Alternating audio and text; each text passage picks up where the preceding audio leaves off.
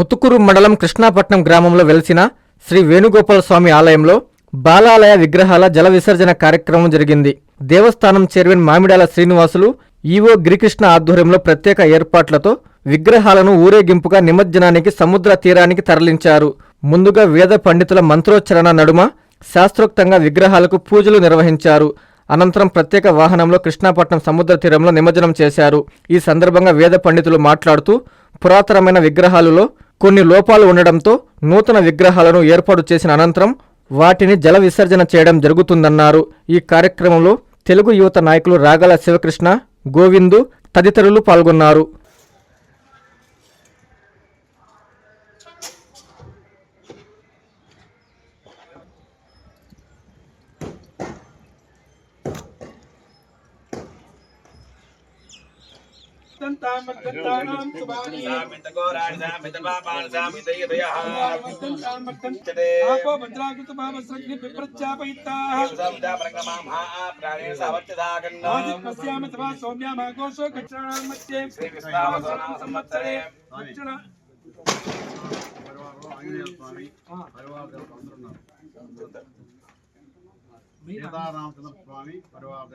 రామచంద్ర స్వామి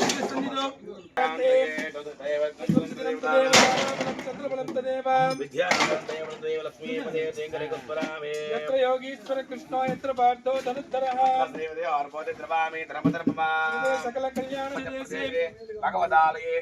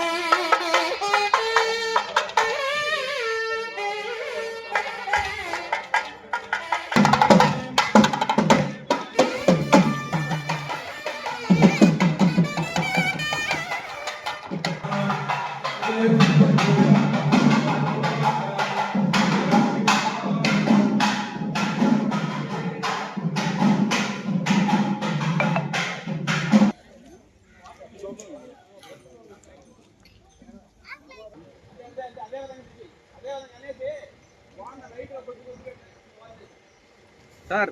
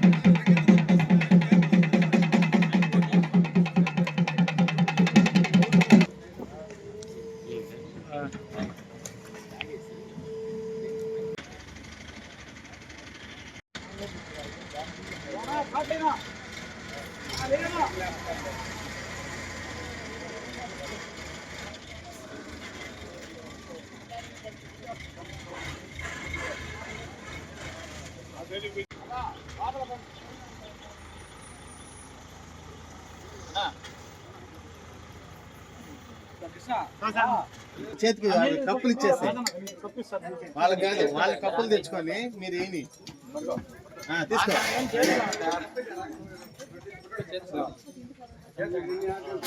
ఆయన అవతల ఇచ్చేస్తున్నాడు. ఆయన ఆత్మాను నెల్లూరు జిల్లా సర్వేపల్లి నియోజకవర్గము ముత్తుకూరు మండలం కృష్ణాపట్నం గ్రామంలో వేంచేసి ఉన్న రుక్మిణి సత్యభామ సమేత శ్రీ వేణుగోపాల స్వామి వారి బాలాలయము 2017 సంవత్సరంలో జరిగింది.